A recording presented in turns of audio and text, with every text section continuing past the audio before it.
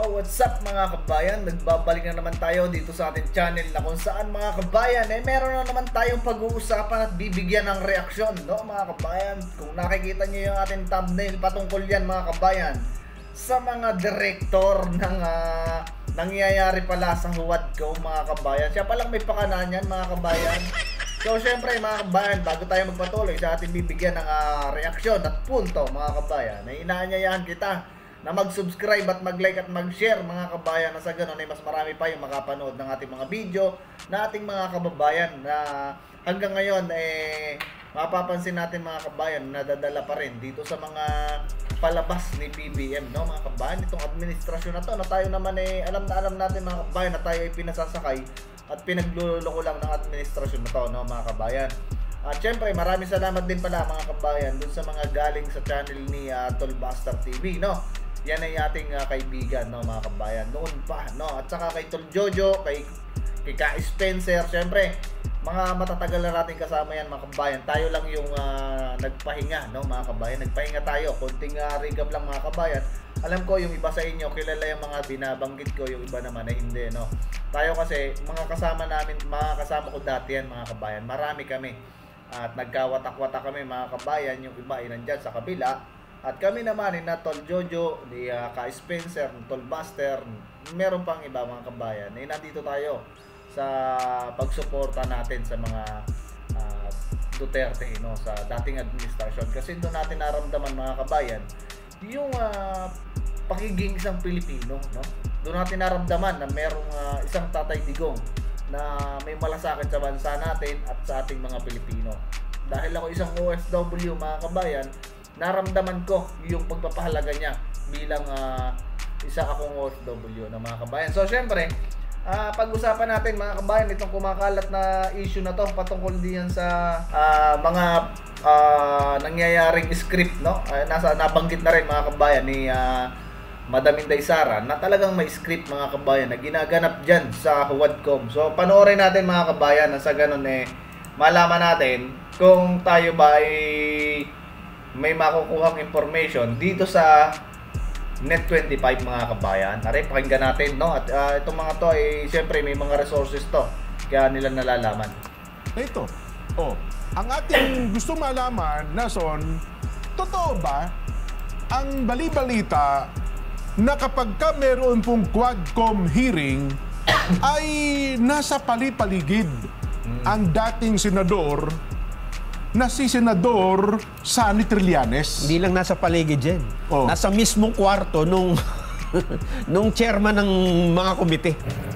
Andun mismo. Si Senador? Oo. Ganun ba? At akala ko pa naman nasa palipaligid lang, parang andun mismo. sisilip-silip. Alam niyo mga kabayan, napansin ko lang, no, bago tayo magpatuloy, itong saganang mamamayan kasi mga kabayan, yung Net25 na yan ay sa INC mga kabayan, no, sa Iglesia ni Cristo, no, sa mga kapatid na Iglesia ni Cristo. Itong channel na to mga kabayan, at napansin ko lang mga kabayan, simula nung si Pangulong Duterte ay humarap, no, humarap sa Blue Ribbon Committee, nagsimula na to mga kabayan na matitindi ang mga batikos nila. Matindi mga kabayan na yung mga nilalabas nila ditong balita, no? Mga usapan. Kasi dati mga kabayan, matagal na tayong nanonood dito, gawa ni Congressman Marcoleta sa kanyang programa mga kabayan. At hindi ganito yung kanilang topic mga kabayan. While na si BBM mga kabayan, nagbigay pa nga ng courtesy call. Kita mo yan mga kabayan, yung presidente nag-courtesy call sa nag-courtesy call sa namumuno sa Iglesia ni Cristo. Akalain mo yon yung presidente? Ginaya niya na mga kabayan si Pangulong Duterte, si Madam Inday Sara. Ay nako, my goodness. Kasunod niyan mga kabayan, gagayahin yan, pumunta rin sa Batangas, no, kasi si Pangulong Duterte bumisita kanina, no, kahapon or kanina mga kabayan sa Batangas dun sa mga namatayan, no, mga kabayan, namigay ng mga ayuda. So tuloy natin mga kabayan. Nandun mismo, para bang nanood ka ng basketball dyan, diba?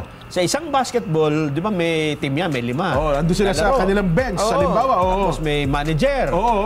Trillanes, siya ang nagsisilbing coach. nasa loob ng dugout? Nandoon. Ito. This is you. This is you. Oo. You. This is you. Oh, this is you. This is you. Oo. This is me. And this is you. Nako. Puro ganon. So habang naghahanda yung mga, kumbaga sa basketball nga, sa isang player, nandun tayo sa loob ng dugout.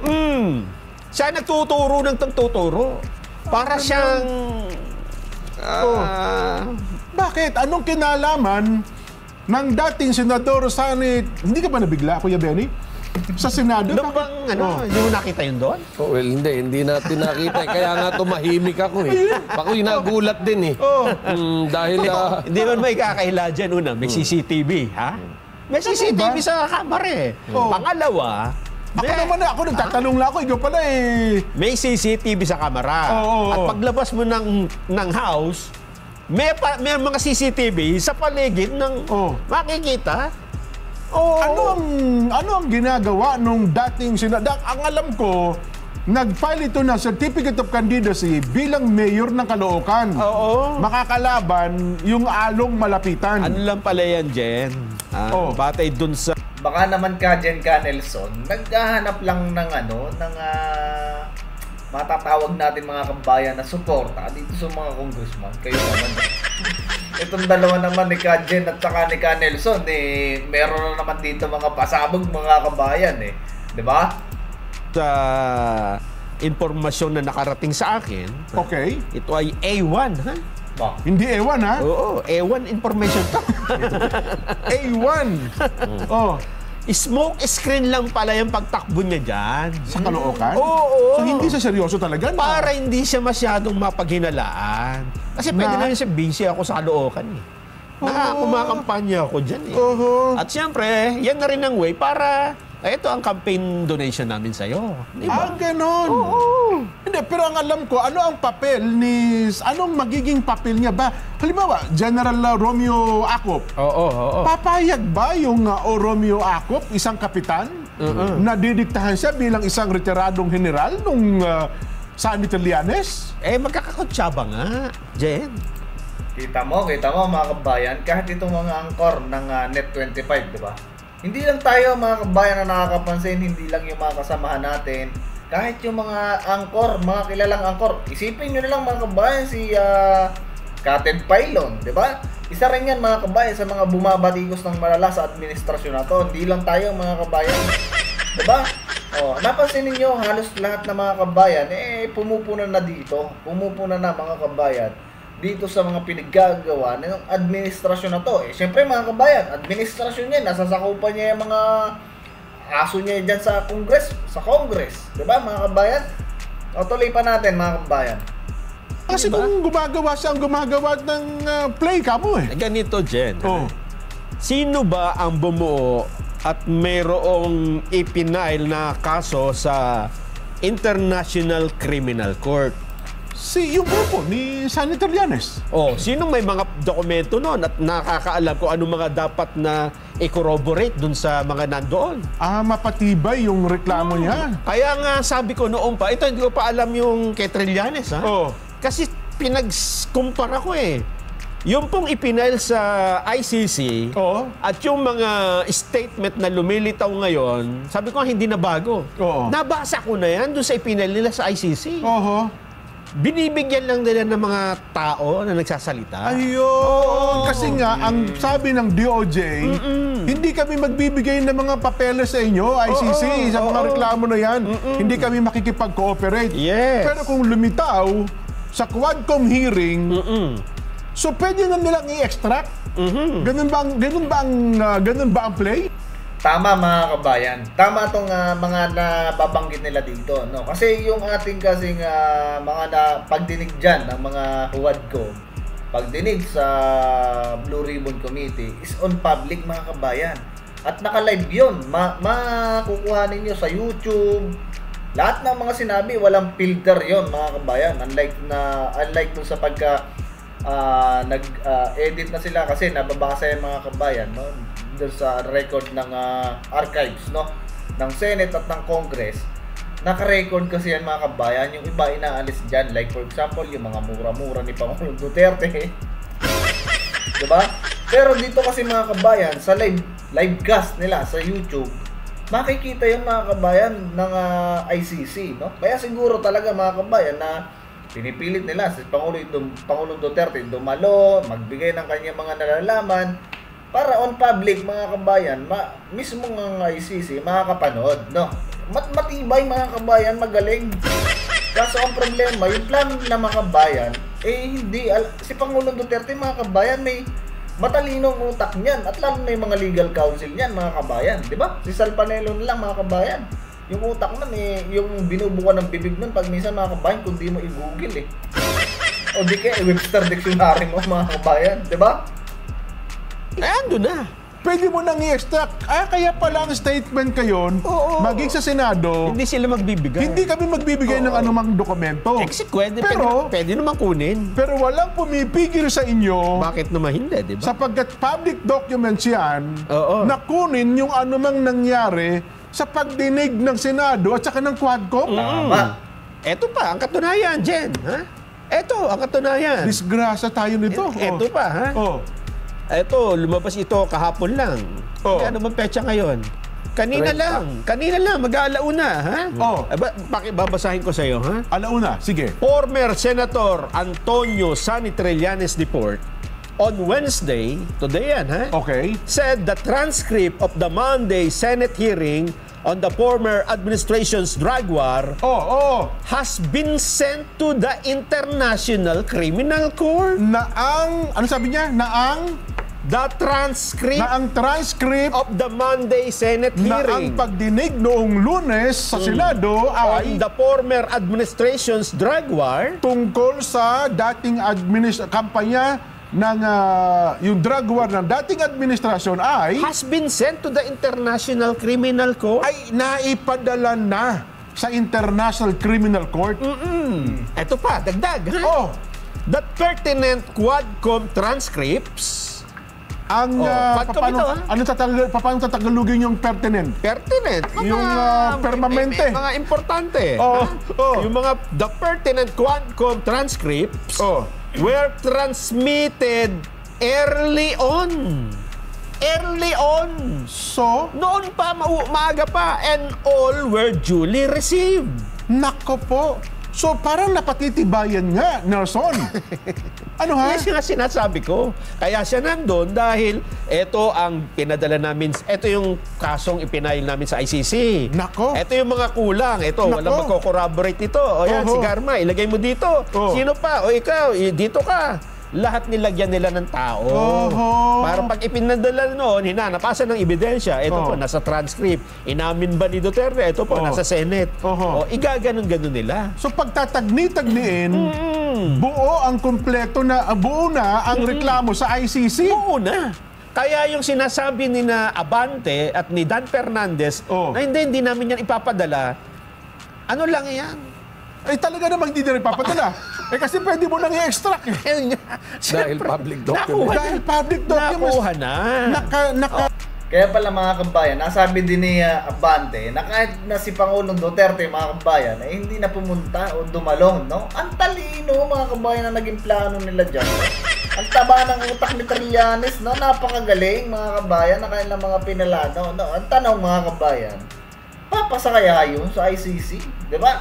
At saka, alam nyo, kakapal talaga ng mga mukha ng mga to, no?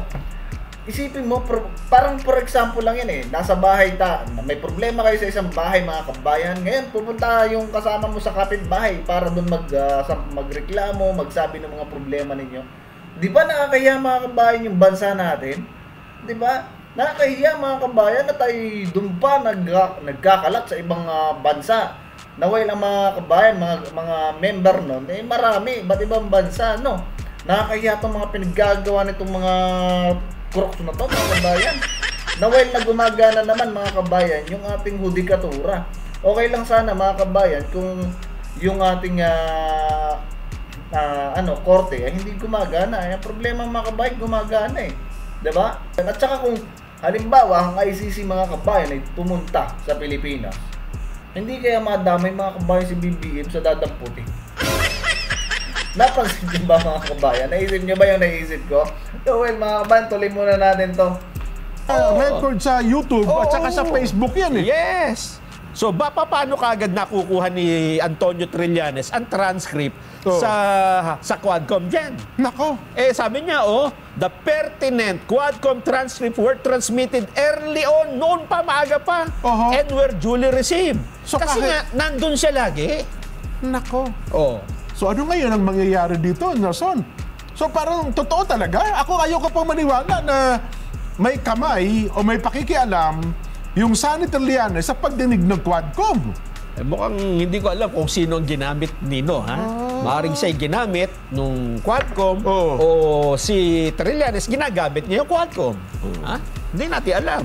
Basta ang malinaw, naggagamitan sila. Ayun. Kung anong Nako, kaya tuloy hangga akong... Pero ang totoo niyan mga kabayan, no? Ito si Trillanes kasi, noon pa mga kabayan, na mayroong reklamo yan, magkakasama yan si Laila de Lima, si Rihisa Hontivirus, sila talaga dyan mga kabayan na magkakatropa, no? Ngayon, tama itong sinabi nito ng anchor ng Net25 mga kabayan, na pwedeng ginagamit ni Trillanes no, for his own purposes yung Huwadcom, or maaari din naman mga kabayan na ginagamit din ni Huwadcom etong si Trillanes. Dahil alam niyo, ang utak lang naman mga kabayan ang nangyayari na yan. Wala namang iba mga kabayan kundi si Palaka at saka si Kim Jong-un ng Pinas. Diba? Iba yung pangalan ko kasi mga kabayan doon kay Kasi merong video kasi yan si Kim Jong-un ng Pinas na naglalakad ng butad na gano'n mga kabayan. yung bullfrog naman mga kabayan, alam niyo naman kung sino yun, diba? Yan lang naman Ito kasi mga kabayan, si Marcos Jr. Talaga naman na mapapansin natin na laging parang wala sa wisyo, wala lagi sa sarili mga kabayan.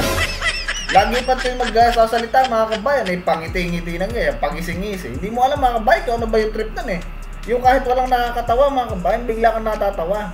Katulad na lang nung kaninang live niya, di ba? Naging speech siya doon, bigla na lang matatawa.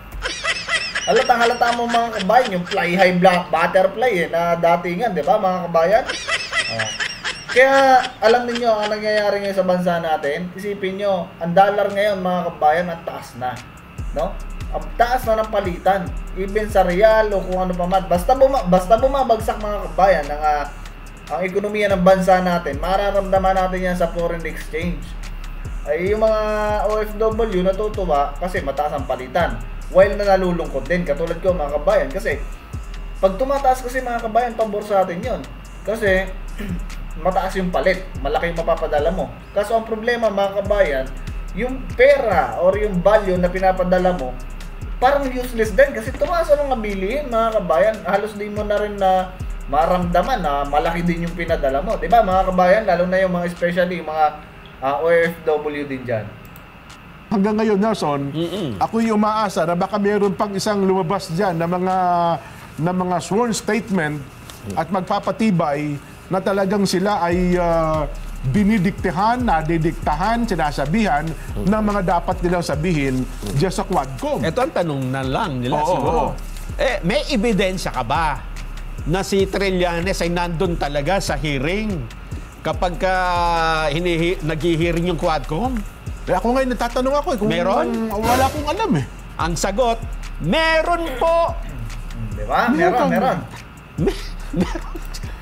Hindi ito mga kabayan maglalabas ng gantong mga tirada, no? Diyan sa Huwadcom na yan, sa Huwadcom, nang wala sila mga kabayan na hahawak na proof, no mga kabayan. Kasi mahirap mag-akusa na si Trillanes na si sundalong kanin mga kabayan ay nasa ulo, siya yung palang ulo ng mga pagdinig-dinig na yan mga kabayan dyan sa Huwadcom na yan. Kita ninyo, di ba? Imposible naman mga kabayan, ito ay TV news, may nasa YouTube, may nasa Facebook, may nasa TikTok. So syempre, mahirap maglabas mga kabayan ng itong mga to ay walang proof of evidence, di ba? Tuloy na lang mga kabayan. Meron. Yan, pasabog mo yan. Kami baka mahimatayin kami ni Kuya Benny dyan, ha? Hindi namin muna ilalabas. Mas maganda, umamin na muna sila. Diba?